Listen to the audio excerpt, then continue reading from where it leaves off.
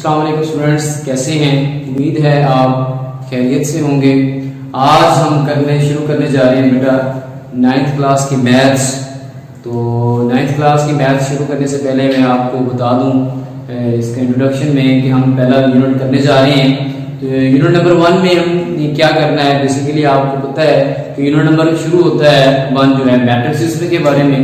तो मैट्रिक्स के बारे में करने से पहले आपको बताना पड़ेगा कि मैट्रिक्स क्या होती हैं, मैट्रिक्स, उसके बाद उनकी टाइप्स के बारे में, फिर मैट्रिक्स की प्लस माइनस के बारे में, फिर उसके मैट्रिक्स की सब्ट्रैक्ट के बारे में, उसके बाद इसकी मल्टीप्लिकेशन के बारे में, उसके बाद इनके इन्वर्सेस के बारे में, उसके बाद फिर हम इसमें इन्वर्जन और क्रैमर रूल बताएंगे। तो पहले हम इसमें आज शुरू करने वाले हैं बेटा व्हाट इज मैट्रिक्स, क्योंकि इंट्रोडक्शन कर रहे हैं कि व्हाट इज मैट्रिक्स, मैट्रिक्स क्या होता है। आए हम समझते हैं व्हाट इज मैट्रिक्स। जी, क्वेश्चन अगर हम स्टार्ट करने से पहले हमें डिफाइन करना होगी व्हाट इज मैट्रिक्स। मैट्रिक्स क्या होता है, चलें इसको और अच्छे तरीके से समझते हैं कि मैट्रिक्स की तारीफ और मैट्रिक्स क्या होता है। जी, मैट्रिक्स को समझने के लिए एक आपके पास मैंने एक लगा, तो पहले इसमें मैं आपको डिफाइन बना देता हूं। a rectangular array real numbers, a rectangular array real numbers arranged real numbers enclose the bracket is called matrix। उससे पहले मैं आपको बता देता हूं कि ये मैट्रिक्स बेसिकली कैसे बनता है। ठीक है, डिफाइन जो है वो बेसिकली मैं आपको बता दें, लेकिन जब तक आपको प्रैक्टिकली इन चीजों की समझ नहीं आई तो आपको नहीं पता चलेगा। मैं एक यहाँ पे आपको फॉर्म बना के दिखाता हूं ताकि वो डिफाइन के साथ हो। ये आपको एक रेक्टेंगुलर फॉर्म नजर आ रहा है, ठीक है, रेक्टेंगुलर फॉर्म, रेक्टेंगुलर एरे। ठीक है, वो कहता है कि ये मुस्ततीली शक्ल है, रेक्टेंगुलर मुस्ततीली। अब मुस्ततील की एक शक्ल है, उसमें रेंज करनी है आपने रियल नंबर्स। रियल नंबर आपको पता है 0 plus minus 1 minus 2 and so on, ये रियल नंबर का सेट होता है। तो इसको अरेंज करना है आपने इसको रेक्टेंगल की फॉर्म में। अच्छा, मैं इसमें रेक्टेंगल की फॉर्म में इसको अरेंज कर देता हूं, कुछ कॉलम्स के साथ, कुछ रोज के साथ। रोज के साथ जैसे मैंने लिख दिया है 1 2 3 4 5 6 7 8 9। मैंने कुछ नंबर्स को, डिजिट्स को मैं रियल नंबर का कहा था, तो इसलिए मैंने रियल नंबर लिख लिया, -3 लिख लिया, -5 या -8 करने की कहती है। इसमें कुछ माइनस के डिजिट्स हैं, कुछ आपके पास पॉजिटिव डिजिट्स हैं। एक रेक्टेंगुलर फॉर्म के अंदर इसको मैंने अरेंज कर दिया है। अच्छा, अब हम मैट्रिक्स की शक्ल में आएंगे। देखिए जरा गौर से देखिए आप, अगर मैं यहां से इसको थोड़ा सा रेस कर दिया तो अब आपको देखिए बिल्कुल एक जो हमें पढ़ाना है, जो हमारा पर्पस है, जो हमारा मकसद है, वो नजर आना शुरू हो गया कि ये एक कौन सी शक्ल बन गई है, मैट्रिक्स की। बेटा ये इसे हम कहते हैं मैट्रिक्स। क्या कहते हैं इसे? मैट्रिक्स कहते हैं। अच्छा, तो मैट्रिक्स की आपको समझ आ गई। इसके बाद जो चीज मैंने बताई थी वो बेसिकली क्या है कि इसमें मैं कहा था कि कुछ रोज और कुछ कॉलम के साथ इसको अरेंज करूंगा। तो देखें ये जो नजर आ, ये आपको एक रो की शक्ल में रहेगी, जिसको मैं कहूंगा R1 R2 R3। ठीक है, इस तरह एक फॉर्म आपको नजर आ रही है। इसको जो आप डिनोट कर रहे हैं कॉलम, तो इसको मैं कहता हूं C1 C2 और C3। अच्छा, ये अगला हमारा जो बेसिकली जब मैट्रिक्स की शक्ल बनाते हैं उसके बाद जो हमारा चलता है वो हो जाती है ऑर्डर ऑफ मैट्रिक्स। ये चीज हमने ऑर्डर ऑफ मैट्रिक्स में लिखनी है। हमें लिखनी है ऑर्डर ऑफ मैट्रिक्स। तो अब ऑर्डर ऑफ मैट्रिक्स क्या होता है? जब हम मैट्रिक्स बना लेते हैं, जब कोई भी मैट्रिक्स की फॉर्म बन जाती है तो उसमें जितने रोज बाय जितने कॉलम्स, यानी number of rose by number of columns, यानी n बाय n, ठीक है। तो ये n बाय n जो होगा वो ऑर्डर ऑफ मैट्रिक्स होगा। क्या होगा? ऑर्डर ऑफ मैट्रिक्स होगा। जैसे इसके अगर आपको रोज, क्योंकि ऑर्डर ऑफ मैट्रिक्स में एक मैं आपको चीज बता दूं कि ऑर्डर ऑफ मैट्रिक्स में सबसे पहले रोज, उसके बाद कॉलम का जिक्र आता है। तो ये देखें, इसमें आपको नंबर ऑफ रोज कितनी लग रही है? 1 2 3, तो ये इसमें 3, और यहाँ पे बाय नंबर ऑफ कॉलम कितने लग रहे हैं आपको? 1 2 3, तो ये आपके पास नंबर ऑफ कॉलम भी कितने हैं? 3 है। तो ये इसका ऑर्डर कहलाएगा बेटा, क्या? 3 बाय 3, इसका क्या होगा? Order of matrix.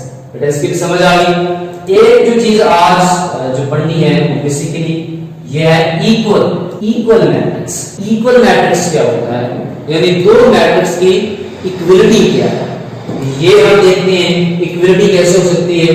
यानी एवरी एलिमेंट, यानी आपके पास एवरी एलिमेंट, अगर आपने, अच्छा एक चीज और बता दूं कि सेट को कैपिटल जो वर्ड है इससे जाहिर किया जाता है, जैसे A B C D Z, ये बेसिकली कैपिटल जो हैं वर्ड हैं, जो उसको आप किसी भी सेट को जाहिर कर सकते हैं। इक्वल मैट्रिक्स में आ जाए तो जैसे आप two matrix are given A and B, every element of A equal to the every element of B, यानी A का हर एलिमेंट B के हर एलिमेंट के इक्वल हो तो हम उसको कहेंगे ये इक्वल मैट्रिक्स है। जैसे मैं आपको एग्जांपल के तौर पे बता देता हूं कि ये मेरे पास है 2 -3 4 और 5, इसको मैंने A का नाम दिया है। B मैं कहता हूं 1 + 1, उसके बाद -2 - 1, और इसको मैं कह दूंगा 2 + 2, इसी तरह 3 + 2। तो A and B are equal, क्योंकि दोनों आपस में इक्वल है। कैसे? 1 + 1 2, तो ये कितना होगा? एवरी एलिमेंट आर इक्वल, हर एलिमेंट इसका क्या है? 2 2 2 + 2 4, 3 + 2 5। तो हर एलिमेंट का हर जो एलिमेंट है वो B के हर एलिमेंट के बिल्कुल इक्वल है, तो हम इसको कहेंगे इक्वल मैट्रिक्स। उसके बाद हम इतनी चीजें करने के बाद हम पहली एक्सरसाइज की तरफ चलते हैं। इसमें पहला क्वेश्चन जो आपको दिया है वो है फाइंड द, क्या दिया है? Find the order of matrix, find the following of matrix, find the order of following matrix. इसमें आपने क्या फाइंड करना है? ऑर्डर फाइंड करना है इसका। जैसे मैं कोई पार्ट कर लेते हैं, इसमें कोई पार्ट चूज कर लेते हैं, मैं इसमें से ई वाला पार्ट चूज कर लेता हूं। हमें कहा गया है कि इसका ऑर्डर फाइंड करें, तो हम इसका ऑर्डर फाइंड कर लेते हैं, बड़े आसानी से फाइंड कर लेते हैं। जैसे मैं समझाया था आपको कि ये आप अगर लाइनें बताएं तो इसमें आपके पास R1 R2 R3 है। अच्छा, उसके बाद ये क्या है बेटा? C1 है, और ये क्या है? C। अब यहां पे आप लिखेंगे क्या है ये? Order of matrix. Order of matrix जो E का होगा वो बेसिकली क्या होगा? समझ गए होंगे कि नंबर ऑफ रोज इसमें कितनी है? 3। उसके बाद है नंबर ऑफ कॉलम इसमें कितने हैं बेटा? 1 2। तो ऑर्डर क्या बनेगा सर? 3 बाय 2। बेटा ये आपको समझ आ गई है कि किसी भी मैट्रिक्स का जब ऑर्डर लेते हैं तो हम किस तरह से फाइंड कर सकते हैं। तो बाकी पार्ट भी आप इसी तरह इसमें कर सकते हैं बेटा। अच्छा, दूसरा क्वेश्चन दूसरे क्वेश्चन में हमें क्या रहा है? हाँ जी, which of the following matrix are equal. अभी मैं बता भी गया हूं कि इक्वल मैट्रिक्स क्या होते हैं। इक्वल मैट्रिक्स, दो matrix are equal if every element of A equal to every element of B, यानी हर A का अगर B में भी का भी वही इक्वल हो। मसलन आपके पास क्वेश्चन हम कर लेते हैं, मतलब इसमें आपने बताना है कि which of the following matrix are equal. तो आप A से लेके आपके पास J तक कुछ मैट्रिक्स दिए गए हैं, तो आप इसमें ये फाइंड कर लें A से लेके J तक। जैसे A मैट्रिक्स हमारे पास G3 है। अच्छा, उसके बाद देखिए जरा कि ए का ताल्लुक जो है वो सी के साथ है। ये ए आपके पास मैट्रिक्स है, तो सी आपके पास जो मैट्रिक्स है बेटा 5 - 2 है। देखिए ये 5 - 2 करेंगे तो ये किसके बराबर होगा 3। इसका मतलब है कि A and C are equal matrix. A and C are equal. आपके आसानी के लिए एक और भी कर देता हूं, ठीक है।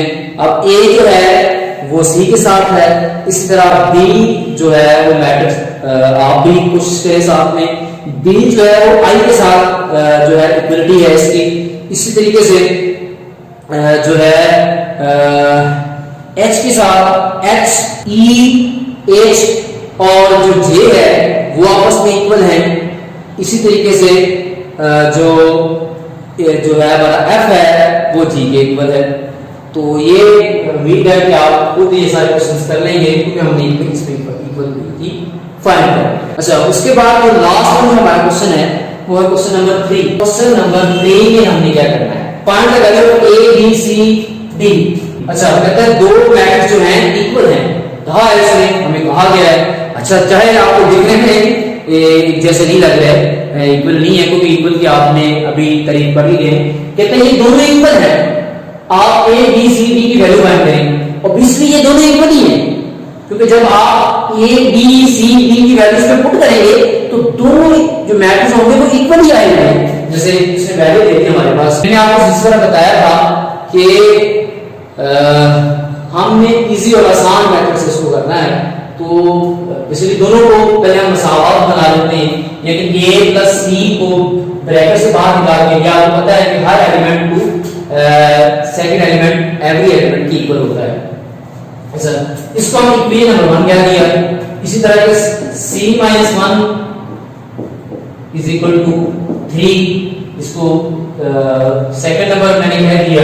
ये a plus 2b is equal to -7। इसी तरीके से 4d - 6 is equal to 2d। ये हमारे पास थर्ड इक्वेशन होगी और ये हमारे पास कितनी होगी, फोर्थ इक्वेशन। अच्छा, अब हम इसको हल करते हैं। पहले कौन सी इक्वेशन हल करते हैं? Solve equation number 2। सबसे पहले हम इक्वेशन नंबर 2 को सॉल्व कर लेते हैं। c - 1 इज इक्वल टू 3 और c की कीमत -1 है। इस साइड पे जाके बेटा क्या हो जाएगा 3 + 1 और c की वैल्यू कितनी आ जाती है 4 आ जाती है। अब देखें, अगर हम c की कीमत इसमें पुट कर देते हैं तो किसकी वैल्यू लगती है बेटा, ऑब्वियसली 4 निकल जाती है ना हमारे पास। तो हम लिख देंगे पुट इन 1। तो बेसिकली इस साइड पे मैं कर देता हूं आपको, पुट इन 1। तो a plus c is equal to 0, a plus c की वैल्यू कितनी है बेटा, ये नजर आ रहा है आपको, c की वैल्यू 4 है तो इज इक्वल टू 0 और a की वैल्यू कितनी आ जाती है -4 आ जाती है। अच्छा, अब हमारे पास a की वैल्यू आ गई है और c की वैल्यू आ गई है। अब हमें क्या चाहिए, b की वैल्यू चाहिए। तो b की वैल्यू जो अगर आपने वैल्यू लेनी है तो कहां पड़ी हुई है, इधर तीसरी इक्वेशन में a plus 2b is equal to -7।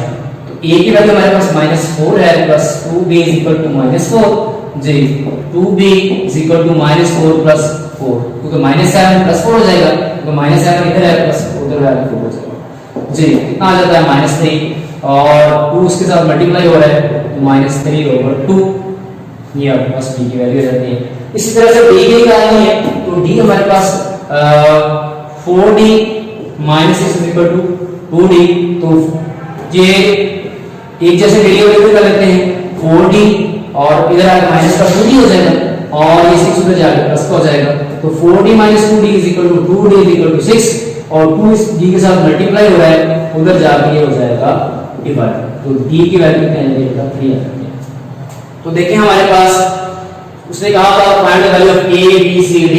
तो देखो चारों वैल्यू हमारे पास आ चुकी हैं, ये मैं आपको दिखा देता हूं। देखिए a की वैल्यू बेटा कितनी आ जाती है, देखिए जरा a की वैल्यू हमारे पास कितनी आ जाती है -4, d की -3/2। अच्छा, उसके बाद c की वैल्यू जस्ट 4 और d की वैल्यू 3। तो ये ही बेटा हमने प्रूफ करना था, सो यही हमने कीमतें निकाली थी a b c d।